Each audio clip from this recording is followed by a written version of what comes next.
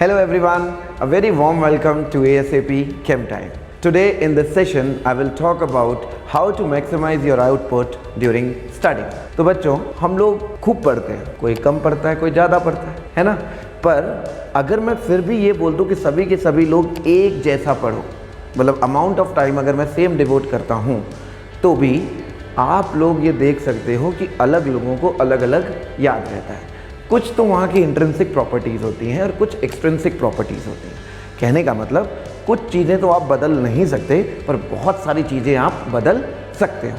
तो आज मैं इसी पे बात करूँगा कि आप लोग कैसे अपनी एफिशिएंसी को बढ़ा सकते हो और कम से कम ड्यूरेशन में मैक्सिमम से मैक्सिमम मेमोराइज कर सकते हो। तो ये सब जानने के लिए वीडियो को अंत तक देखें। चलिए स्टार्ट करते हैं।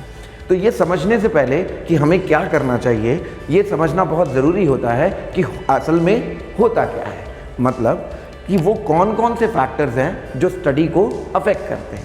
तो जनरली हम इसे 4 फैक्टर्स में कैटेगराइज करते हैं। Number 1 is duration of study. तो कई बच्चे मेरे पास आते हैं, ऐसे पूछते हैं कि सर मैं कल 5 घंटे पढ़ा पर मुझे कुछ याद नहीं हुआ, या फिर मुझे ना 7 घंटे पढ़ने की आदत डालनी है, क्या करूँ। तो मेरा सबसे पहला क्वेश्चन उनसे यही रहता है कि ऐसा करना ही क्यों है, मतलब आप 7 घंटे पढ़ना क्यों चाहते हैं। क्योंकि घंटा कोई मैट्रिक तो है नहीं इस चीज़ को जानने का कि आपने कितना पढ़ा, है ना। तो वो कोई मेजरमेंट का तरीका तो है नहीं। आपको जो फोकस करना चाहिए वो फोकस करना चाहिए कि अमाउंट ऑफ स्टडी कितनी हुई। भले वो चीज़ मैं 2 घंटे में कर लूँ, भले वो चीज़ मेरी 7 घंटे में हो, है कि नहीं। तो इसीलिए ड्यूरेशन ऑफ स्टडी एक बहुत ही इंपॉर्टेंट फैक्टर है अगर आप उसे समझना चाहें। कैसे, तो इस चीज़ का एनालिसिस किया गया कि एक शॉर्ट एंड इंटेंस सेशन रखा जाए। शॉर्ट एंड इंटेंस सेशन मतलब मान लीजिए 20 से 25 मैक्सिमम 45 मिनट्स का एक सेशन रखा जाए और इंटेंसली पढ़ा जाए, और एक लॉन्ग आवर्स पढ़े जाए। लॉन्ग आवर्स मतलब 6 से 7 घंटा, 4 घंटा, 5 घंटा लगातार बैठ के आप पढ़े जा रहे हो।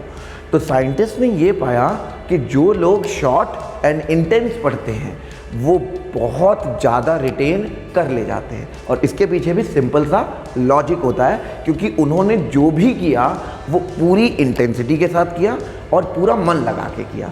अब जब हम लॉन्ग आवर्स में जाते हैं तो हमारा इंटरेस्ट धीरे धीरे लूज़ कर जाता है। जबकि वही बात अगर आप शॉर्ट उसमें देखोगे तो आप देखोगे कि अगर हम कम पढ़ रहे हैं तो हमारा इंटरेस्ट बना रहता है। और मैं वहाँ से उठ के अगर चला जाऊँ, थोड़ा सा शॉर्ट करने के बाद ब्रेक ले लूँ और ब्रेक होके वापस चला जाऊँ, तो मेरे अंदर ललक बनी रहती है कि मैं उस चीज़ को कंप्लीट कितनी जल्दी कर दूँगा, है ना। तो इसीलिए ड्यूरेशन ऑफ स्टडी में साइंटिस्ट ने पाया कि जो लोग 20 से 25 मिनट या 45 मिनट तक का सेशन लेते हैं और फिर उसके बाद ब्रेक ले लेते हैं, उन लोगों को चीज़ें ज़्यादा रिटेन रहती हैं। तो आज के बाद मुझसे ये क्वेश्चन कोई नहीं पूछेगा कि सर 7 घंटे कैसे पढ़ें, ठीक है। उसके बाद हमारा जो सेकंड वो रहता है way of studying. Ways of studying को 3 हिस्सों में बांटा गया है। वो 3 हिस्से हैं 3 hours: repeated exposure of the information, retelling of the information और reflection of the information. Repeated exposure का मतलब होता है कि वो चीज़ आपकी आंखों के सामने ज़्यादा बार आनी चाहिए। इवन अल्बर्ट आइंस्टाइन ने ये बोला है, I am not so smart, it's just that I stay longer with the problem. मतलब मैं इतना स्मार्ट नहीं हूँ जितना आप लोगों को लगता हूँ, बस बात सिर्फ और सिर्फ इतनी है कि मैं किसी प्रॉब्लम के साथ ज़्यादा समय बिताता हूँ बिकॉज ऑफ रिपीटेड एक्सपोजर। वो जो उनका IQ था और उसका वो पूरा का पूरा इस्तेमाल कर पा रहे थे। Retelling of the information. Retelling of the information का मतलब होता है कि जैसे आपने कोई इन्फॉर्मेशन ली, वही चीज़ मैं दोस्तों को बताऊँ। जैसे मेरे पास ये इन्फॉर्मेशन है जो मैं अभी पढ़ा रहा हूँ, मैं जब आपके लिए वीडियो बना रहा हूँ या मैं जब आपको बता रहा हूँ, तो मेरा ये रिपीटेड, मतलब ये हमारा रीटेलिंग ऑफ द इन्फॉर्मेशन हो जा रहा है। जब ये रीटेलिंग ऑफ द इन्फॉर्मेशन हो जा रहा है तो इससे ये चीज़ अब मेरे ऊपर रिटेन रहने की जो प्रोबेबिलिटी है वो बहुत ज़्यादा होती है। और लास्ट पॉइंट, बहुत सबसे इम्पॉर्टेंट पॉइंट, वो होता है reflection of the information. Reflection of the information का मतलब यही होता है कि आपने जो पढ़ा है आप उसे ये समझ पाए कि क्यों पढ़ा है, ताकि मैं जब आगे कुछ पढ़ूँ तो मैं उससे रिलेट कर पाऊँ। तो अगर आप ये 3 आवर्स को फॉलो करते हैं, रिपीटेड इन्फॉर्मेशन, फिर रीटेलिंग ऑफ द इन्फॉर्मेशन और रिफ्लेक्शन ऑफ द इन्फॉर्मेशन, आप बड़े आराम से उस चीज़ को रिटेन कर ले जाएंगे बिना किसी दिक्कत के। और तीसरी जो चीज़, जो तीसरा फैक्टर आता है वो आता है एक्सरसाइज। तो एक्सरसाइज बच्चों एक बहुत ही गजब चीज़ है। एक्सरसाइज आप लोगों को फिट तो रखती है, पर साथ ही साथ ये आप लोगों के अंदर ऐसे हार्मोन भी रिलीज करवाती है जिससे आप लोग खुश रहते हैं, आपके अंदर स्ट्रेस कम होती है और आपको रिवॉर्ड ऐसा लगता है कि आपको ज़िंदगी में रिवॉर्ड मिल गया और आपको वो काम करना चाहिए। फॉर एग्जाम्पल, हमारे शरीर के अंदर डोपामीन होता है, इसे हम लोग रिवॉर्ड हार्मोन भी बोलते हैं। तो रिवॉर्ड हार्मोन मतलब जैसे हम लोग बहुत खुश हो जाते हैं, जैसे आपको कभी कोई प्राइज़ मिलता है तो आप एकदम से खुश हो जाते हो, तो ऐसा बोलते हैं डोपामीन रिलीज हो गया, है ना। तो मतलब यही है कि जब आप एक्सरसाइज करते हो उसके बाद आप लोगों के अंदर डोपामीन रिलीज हो रहा है, इसका मतलब है कि आप रिवॉर्डेड महसूस कर रहे हो, ठीक है। और फिजिकल एक्टिविटी यानी खुश तो रखेगा, साथ ही साथ पहले तो मुझे ये फिट बनाएगा, फिर मुझे खुश भी रखेगा। उसके बाद जो सबसे लास्ट और सबसे इम्पॉर्टेंट चीज़ होती है वो होती है स्लीप। अगर आप एक अच्छी स्लीप ले रहे हैं तो वो चीज़ रिटेन रहने के बहुत चांसेस होते हैं।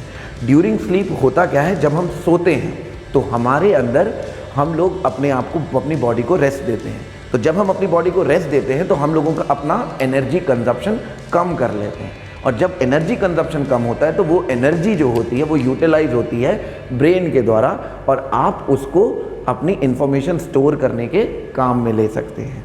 दूसरी बात जो सबसे इम्पॉर्टेंट होती है वो होती है कि सोने के दौरान हमारे ब्रेन में रीवायरिंग होती है। What is that rewiring?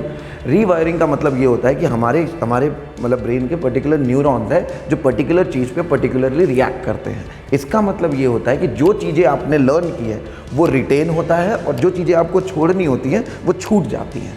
तो सोना इसीलिए बहुत इंपॉर्टेंट बन जाता है कि जब आप उसकी तैयारी करो या फिर जब आप उसको पढ़ो वो आपके पास रिटेन रहे।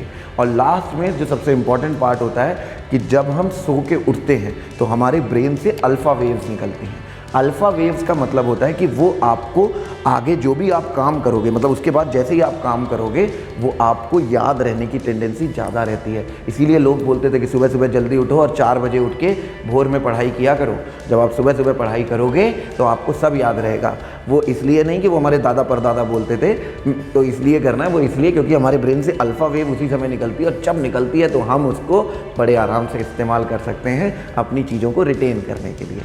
और आपको मैं एक टिप भी दे देता हूँ, जैसे ही आप कभी भी टायर्ड महसूस करो तो दोपहर में 15 से 20 मिनट का एक पावर नैप ले लो। पावर नैप लेने से क्या होता है, इसका कोई घाटा नहीं है। ऐसा नहीं कि आपको दिन में सोना नहीं चाहिए, सोना नहीं है, पावर नैप लेना है। पावर नैप 15 से 20 मिनट का होना चाहिए। वो 20 मिनट के बाद फिर से अपने दिमाग से अल्फ़ा वेव निकलेगी, रेजुविनेट महसूस करोगे। रेजुविनेट जब हम महसूस करेंगे तो आप बड़े आराम से किसी भी चीज़ को याद कर सकते हैं। तो देखिए, मैं आपके सामने एक पूरा साइकिल बना देता हूँ। पहली बात, शॉर्ट और इंटेंस सेशन लेना है।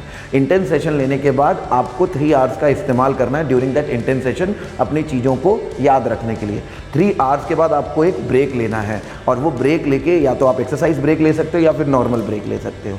फिर ब्रेक लेके फिर से आपको अपना सेशन स्टार्ट करना है और वो 3 आवर्स लगाना है। फिर उस ब्रेक के बाद आपको कुछ समय लेके आपको एक्सरसाइज करनी है। एक्सरसाइज आप जो भी आपको अच्छी लगे, उस एक्सरसाइज करने से आपको रिवॉर्ड भी मिलेगा और आप फिट भी रहोगे। और वो एक्सरसाइज करने के बाद आप सोने, मतलब अपना थोड़ा समय निकाल के आप सोने चले जाओगे, और सोने के बाद फिर से आपको शॉर्ट और इंटेंस सेशन को स्टार्ट कर देना है। ये फुल ऑन साइकिल है। अगर आप इसका फ़ायदा उठाना चाहते हो तो आप इसको फॉलो करिए और देखिएगा आपकी ज़िंदगी बदलने में बिल्कुल भी समय नहीं लगेगा। अगर आपको हमारी ये वीडियोस पसंद आई हो तो प्लीज़ लाइक ज़रूर करिएगा, चैनल को सब्सक्राइब कर लीजिएगा, दोस्तों में शेयर कर दीजिएगा, और आप लोग क्या देखना चाहते हैं और कौन सी वीडियो नेक्स्ट आपके लिए बनाई जाए नीचे कमेंट सेक्शन में ज़रूर बताएं। Bye bye, take care.